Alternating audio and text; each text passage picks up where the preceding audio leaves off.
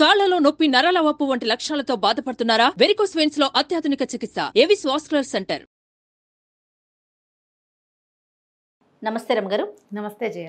రమగారు, ఏదన్నా మంచి కథ చెప్తారా? వాళ్ళ పంచతంత్రంలోంచి మనకు తెలుసు ఆషాఢభూతి కథ. ఆషాఢభూతి కథ కంటిన్యూ అయ్యింది. మనం ఎప్పుడూ అది చెప్పాల. అవునండి, అందరికీ ఆషాఢభూతి దాకానే తెలుసు కదా. అవును, చెప్దాం ముందు కథ. దాన్ని అది భలే వెరైటీగా ఉంటుంది. పూర్వం ఒక అడవిలో ఒక పాడుపడిపోయిన దేవళం లాంటిది, ఒక సత్రం మఠం లాంటిది ఉండేది. అక్కడ దేవశర్మ అని ఒక యోగి ఒక ఆయన ఉండేవాడు. ఈ దేవశర్మ మొదట్లో సంసారం పరిత్యాగం చేశాడు, కానీ ఆయన్ని చుట్టుపక్కల వాళ్ళు వీళ్ళు పిలిచి డబ్బులు ఇస్తుండేవాళ్ళు. క్రమంగా ఆయనకు ఒక ఆసక్తి మొదలైందనమాట. మామూలుగా ఈ యోగులు సన్యాసులు ఏం దాచుకోకూడదు, గృహస్థుల ఇళ్లలో నిద్రలు చేయకూడదు. కానీ డబ్బు చేరుతుంటే డబ్బు వ్యామోహాన్ని కలిగిస్తుంది. ఆయన ఏం చేశాడు, దాన్ని బంగారు రూపంలో మార్చి ఒక విగ్రహ రూపం, ఒక శివలింగంగాను బంగారంగా మొత్తానికి పెట్టుకున్నాడు. తన దగ్గర ఉంది, డబ్బు ఉంది. అయితే ఏం చేశాడు, ఆ డబ్బు వాళ్ళకి తెలియకుండా ఉండడం కోసం ఒక బొంతలో వేసి కుట్టేసుకున్నాడు. కొత్తగా వచ్చిన డబ్బు అందులో చేర్చి మళ్ళీ కుట్టేస్తూ ఉండేవాడు. ఆ బొంత ఎవరికి ఇచ్చేవాడు కాదు, అది వేసుకుని తనే కూర్చునేవాడు. అయితే ఈయన దగ్గర ఈ డబ్బులు ఉన్నాయని గమనించినటువంటి ఆషాఢభూతి అనే ఒకడు చూసి, గురువుగారిని నాకు కూడా సంసార పరిత్యాగం చేయాలనుంది, మీకు మళ్ళీ నేనేం సరసంగ పరిత్యాగంగా ఉంటాను, నాకు బోధించండి, నేను ఏ దేవుని కొలవాలి, ఏ పూజ చేయాలి, ఇట్లా బాగా నమ్మించాడు. నేను తిని వారం రోజులైంది, తినకపోయినా నేను బాగానే ఉంటున్నాను, ధ్యానం చేస్తుంటే అన్నం అక్కర్లేదు, నీళ్ళు అక్కర్లేదు అనగానే వీడు భక్తుడని భావిస్తారు కదా. ఆయన ఏమనుకున్నాడు, మెల్లిగా ఇతను నమ్మాడు. కానీ ఎప్పుడు బొంత చేతికి ఇచ్చేవాడు కాదు. క్రమంగా కొన్నాళ్ళకి ఆషాఢభూతి చాలా క్లోజ్ అయిపోతే సరే ఏం చేశారు, ఒకసారి పక్క ఊరు వాళ్ళు ఎవరో పిలిచారు. ఆ ఊరికి వెళ్ళే దారిలో ఏరొస్తుంది. అక్కడ దాకా వెళ్ళేసరికి బాత్రూమ్కి వెళ్దాం అనిపించింది. అలాగే మరి ఇక పాపం ఏదో ఒకటి తింటారు కదా సన్యాసులు అయితే మాత్రం. ఏం చేశాడు, బాగా ఆలోచించి ఆ బొంతనిది శివప్రసాదం, భగవంతుడు సాక్షాత్తు భగవంతుడి ప్రసాదంగా భావించి జాగ్రత్త పెట్టిన ఆయన అని పోయాడు. ఆ ఏరు దాటి ఓ పక్కకి వెళ్ళేసరికల్లా ఆషాఢభూతి బొంత చంకల పెట్టుకున్నవాడు జంపు వెళ్ళిపోయాడు. వాడేమో పారిపోయాడు. ఈయనేం చేశాడు, అట్నుంచి అటు ఉంది వీళ్ళని నమ్మాడు, శిష్యుల్ని బాగా నమ్మి ఆయనకి ఏ సంశయం లేదు, వీడు వెళ్ళిపోతాడేమో అంటే అర్జెంటుగా గబగబా పని తెవుల్చుకుని వచ్చును. అవును, పర్వాలేదని నిదానంగా నడుస్తుంటే ఏమైంది, ఆయనకి ఎట్లా కనపడింది, వెతుక్కుంటున్నాడు. సరే చూస్తే వీడు కాస్త జంపు. ఆయనకి 2 పొట్టేళ్ళు కనిపించాయి. అవి 2 పొట్టేళ్ళు ఇట్లా బంగారపు రంగు బొచ్చు భలేగా ఉన్నాయి. అవి 2 ఇట్లా వచ్చి కొట్టుకుంటున్నాయి. అలా గుద్దుకుంటాయి కదా పొట్టేళ్ళు. అయితే ఏమైంది, అవి అడవిలోకి వచ్చిన కొండ పొట్టేళ్ళు ఇక్కడ తిరుగుతున్నాం అనమాట. అవి కొట్టుకుంటుంటే అవి బుర్రలు పగిలి నెత్తురు వచ్చేస్తుంది. అవి ఎక్కడైతే కొట్టుకుంటున్నాయో నెత్తురు కింద పడుతుంది, కొంచెం బ్లడ్ పడింది, ఒక నక్క వచ్చింది అక్కడికి. అది ఏం చేసింది, అవి 2 వెనక్కి వెళ్ళినప్పుడు పరిగెత్తుకుంటూ వచ్చి ఆ రక్తాన్ని నాకడానికి ప్రయత్నం చేస్తుంది. జనరల్గా 2 పెద్దవాళ్ళు కొట్టుకుంటుంటే వాళ్ళ మధ్యలోకి వెళ్ళకూడదు, తెలివి తక్కువ పని కదా. అంతేగా కదా. ఈయన చూస్తూ అనుకున్నాడు, ఈ నక్క చస్తుందేమోనని. వాళ్ళ మధ్య ఎప్పుడు కూడా 2 పెద్దవాళ్ళు కొట్టుకుంటుంటే వాళ్ళ మధ్యలోకి వెళ్ళకూడదు. వాళ్ళు కొట్టుకుని ఏదో ఒకటి తేల్చుకుంటారు. మధ్యలో 3వ వాడు ఎంటర్ అయిన వాడు సర్వనాశనం అయిపోతారు కథల్లో. అవును, మనం చూస్తూ ఉంటాం, మనకు లౌకికంగా కూడా తెలుసు. వాళ్ళ పేర్లు మనం చెప్పుకోం, అంతే కదా. అవునండి, రాజకీయాల్లో కూడా చూస్తాం మనం. 2 పెద్ద హస్తీలు వాళ్ళ మధ్యలోకి చేరిన ఒక గుంట నక్క, అంతే, నక్క సర్వనాశనం అవుతుంది. ఈయన చూస్తూ ఉండగానే ఈ గొర్రెలు 2 కొట్టుకుని 3వ టాకీకి ఈ నక్క ఆశకి అక్కడే నిలబడి దాని బుర్ర పగిలిపోయింది. నక్క చచ్చిపోయింది. ఈయన అనుకున్నాడు, చూసావా ఇట్లా అవుతుంది అని చెప్పి ఇక డబ్బులు కాస్తా పోయినాయి. ఈ చూసేసరికల్లా ఆషాఢభూతి వెళ్ళిపోయాడు. ఈయన ఒక ఊర్లోకి నడవటం మొదలుపెట్టాడు. ఏ ఊళ్ళోకైతే తనని పిలువబడిందో అక్కడికి వెళ్ళటానికి మనస్కరించాలి, పిలుపు వచ్చిన చోటికి మనస్కరించాలి. ఇంకో ఊరు వెళ్తుంటే ఏమైంది, ఎక్కడ ఆహారం దొరకల. ఆయనకి ఎక్కడైనా భోజనం, పడుకోవడానికి వసతి కావాలి. ఆయనకి ఒక సాలెవాడు భార్య ఎదురొచ్చారు. వాళ్ళిద్దరూ కళ్ళు కోసం వెళ్తున్నారు. కళ్ళు పాక దగ్గరికి వెళ్తున్నారు, కళ్ళు దుకాణానికి. వెళ్తుండేసరికి ఈయన అడిగాడు, నాయనా ఇక్కడ ఏమైనా ఆశ్రయం దొరుకుతుందంటే వాడు అన్నాడు, ఏమేమే నువ్వు అయ్యగారిని ఇంటికి తీసుకెళ్ళు, ఆయనకి భాజనాదులు చూసి ఆయనకు విశ్రాంతికి ఒక ప్లేస్ చూపించు, మరేమో నేను పోయి నీకు కళ్ళును మాంసం ముక్కలు పట్టుకొస్తాను, నువ్వు ఈయన్ని తీసుకెళ్ళి ఇంటికి అన్నాడు. ఈవిడేం చేసింది, సరే దొరికిందే ఛాన్స్ అనుకుని ఈయన్ని వెంట పెట్టుకుని ఇంటికి తీసుకెళ్తే ఆయనకి తిండి పెట్టలా, ఏం పెట్టలే. ఇక్కడ కూర్చోండి అయ్యగారు అని చెప్పేసి లోపలికి వెళ్ళి చకచకా రెడీ అయిపోయింది. అదేంటంటే సాయంకాలం అయ్యేసరికి మొగుడు కళ్ళు దుకాణానికి వెళ్తాడు. ఈవిడికి దేవదత్తుడు అని ఒక ఫ్రెండ్ ఉన్నాడు, వాడి దగ్గరికి వెళ్ళిపోదాం అనుకుంది. కాసేపు ఒక గంట అక్కడ స్పెండ్ చేసి రావాలనుకుంది. ఎప్పుడైతే ఈ అయ్యగారు ఎదురుపడ్డాడో భర్త ఏమో కల్పాక దగ్గరికి వెళ్ళిపోయాడు.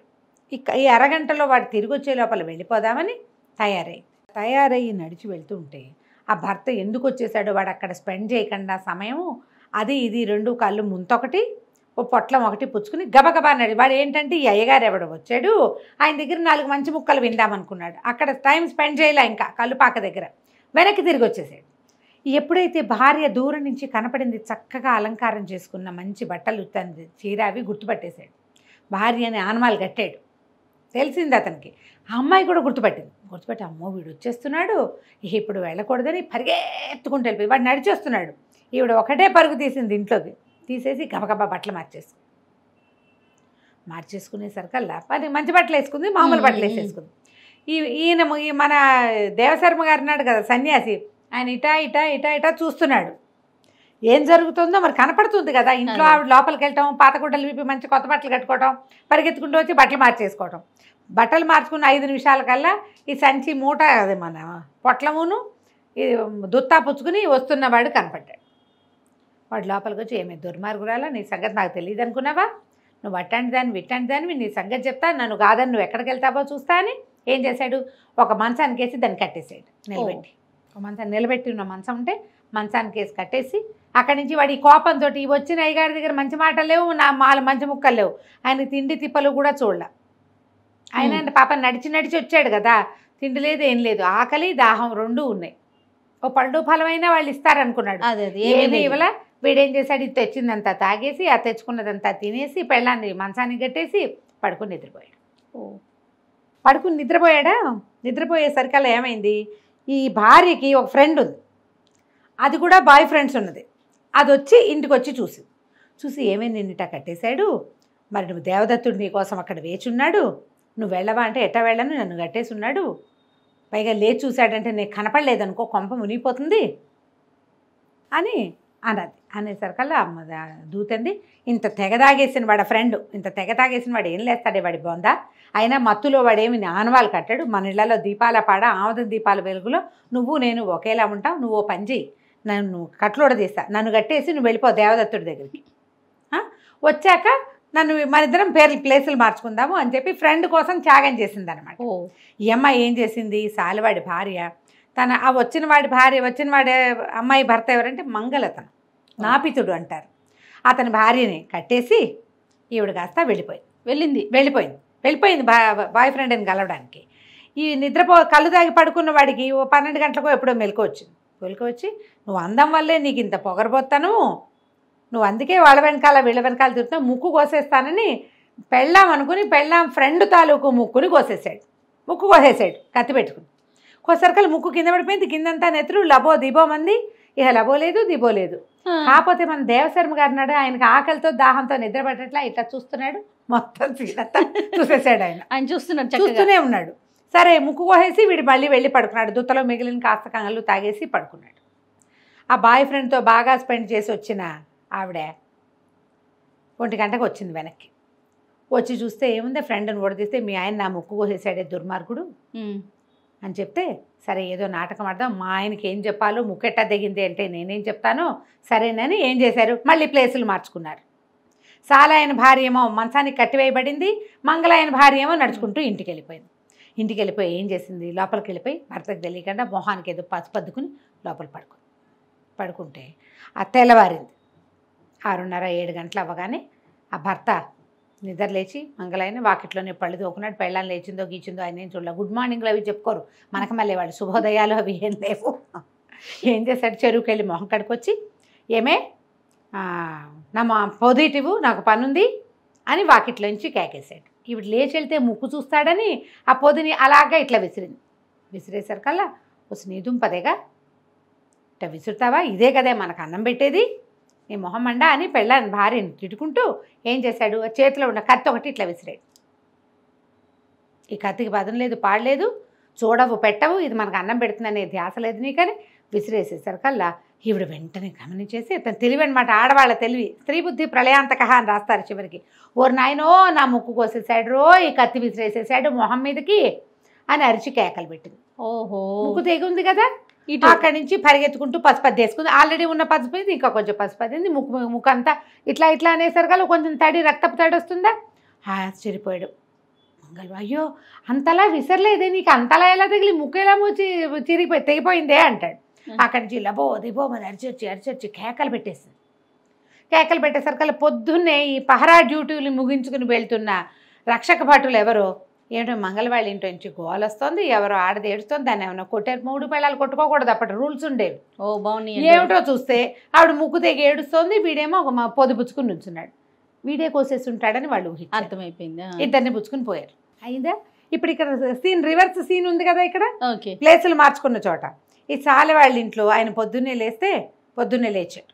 లేవగానే పెళ్ళామంది, దుర్మార్గుడా నా మీద కత్తి విసురుతావా నువ్వు, నా ముక్కు కొయ్యటానికి, నేనే గనక పతివ్రతామ తల్లినైతే నా కోసుకున్న నువ్వు తరిగేసిన ముక్కు అతుక్కుపోతుంది చూసుకో నాకు అని అరిచి కేకలు పెట్టింది. మొగుడన్నాడు, నువ్వేం పెద్ద పతివ్రతవే, సావిత్రివే, దమయంతివే, నువ్వు పతివ్రతవు కాదు, నువ్వు దొంగ మహాన్వి, వాడు ఎవరి దగ్గరకో వెళ్ళొచ్చావు, నీ సంగతి నాకు తెలీదా, నీ ముక్కు అతుక్కోదు మూతతుక్కోదు, నేను చూస్తా కానీ లేచొచ్చాడు.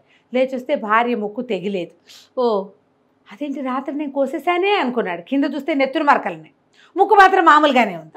మనిషి మారిపోయింది కదా. వీడు నిర్ఘాంతపోయాడు. అయ్యో రామా, నా భార్య నిజంగా పతివ్రత, అసలు ఈ కలియుగంలో ఇలా జరుగుతాయి ఎక్కడైనా? ముక్కు నా చేత్తో నేను తరిగా కత్తి వెతుక్కున్నాడు, కత్తి మీద నెత్తురు మరకలు ఉన్నాయి, తన చేతికి నెత్తురంటే ఇది కింద నెత్తురుంది, ముక్కేమో మామూలుగా ఉంది. నా భార్య అంత పతివ్రత భూలోకంలో లేదని పెళ్ళాన్ని ఒక కట్లు ఉడదీసి దాని కాళ్ళు పట్టుకుని క్షమాపణ అడిగి, నీలాంటి పతివ్రత పెళ్ళమైనా సరే దాని కాళ్ళు పట్టుకోవాల్సిందేనని దాని భుజాల మీద ఎత్తుకుని ఊరేగించి, నీకు కావాల్సినవన్నీ నేను కొనిపెడతాను, నేను సంతోషంగా ఉంచడమే నా విధి అన్నాడు. మన దేవశర్మ గారు ఆ నాటకము చూశాడు, ఈ నాటకము చూశాడు. ఇక వీళ్ళ దగ్గర తిండి తిప్పలు దొరకవని ఆయన నడిచి వెళ్ళిపోతున్నాడు. నడిచి వెళ్తూ ఉంటే ఆయనకి రక్షక భటుల మధ్యలో లబో దిబోమంటూ ఏడుస్తున్న ముక్కు కోయబడిన ఒక అమ్మాయి, దాని పక్కన దీనంగా బుర్రవాల్చుకుని నడుస్తున్న దాని భర్త అయిన మంగళ అయినా కనపడ్డారు. కనపడంగానే నేను అనుకున్నాడు, ఓహో రాత్రి కేసు ఇక్కడికి వచ్చేసిందని వాళ్ళ వెనకాల నడుచుకుంటూ పోయాడు. రాజస్థానానికి తీసుకెళ్లారు. కోర్టు ఆస్థానం పూర్తిగా రాజుగారు కదా, న్యాయాధిపతి ఉంటాడు అక్కడ. తీసుకెళ్లేసరికల్లా మా ఆయన నా ముక్కు కోసేశాడని అమ్మాయి, వీళ్ళంతా ఏమో మగవాడు ముక్కు ఆడదాని ముక్కు కోయచ్చా, వీడికి శిక్ష వేయాలని సైనికులు. దేవశర్మ అన్నాడు, అయ్యా క్షమించండి, అది కాదండి జరిగింది, నిన్న రాత్రి ఒక పెద్ద నాటకం జరిగింది, ఆ నాటకంలో పాత్ర ఈ అమ్మాయి. ఇప్పుడు దీని ముక్కు గనక భర్తే తరిగేస్తుంటే వీళ్ళు ఇంటి నిండా నెత్తురు మరకలు ఉండద్దు, మరి ఎంత పసుపద్దితే మాత్రం.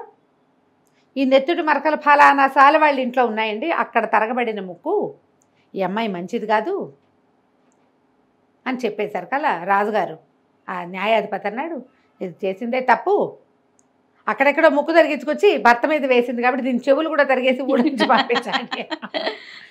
తో పాటు చెవులు కూడా గతిరించి పంపించారు. మంగళ అయిన తర్వాత ఇంకో పెళ్లి చేసుకున్నారు. కథ కంచికి మనం ఇంటికి. భలే ఉంది నీకు దీంట్లో ఇది ఏంటంటే ఎప్పుడు కూడా ఇలాగే మోసపోతారు ప్రజలు. అసలు జరిగిన కథ వేరే ఉంటుంది అంతే. వీళ్ళు కల్పిస్తే ఫ్యాబ్రికేటెడ్. ఇప్పుడు మనం చూస్తున్నాం ఫ్యాబ్రికేటెడ్ కేసులు. చూడు ఎప్పటిది పంచతంత్రం. అవును అవును, ఏనాటి పంచతంత్రంలో ఫ్యాబ్రికేషన్ చెప్పారు చూడు. అవును, బాగా వెరైటీగా ఉంటాయి. అందులో 8 రకాల శ్లోకాలు పద్యాలు ఉంటాయో బాగుంటుంది. ఓకే, చాలా బాగుందండి. నమస్తే రమగారు. నమస్తే.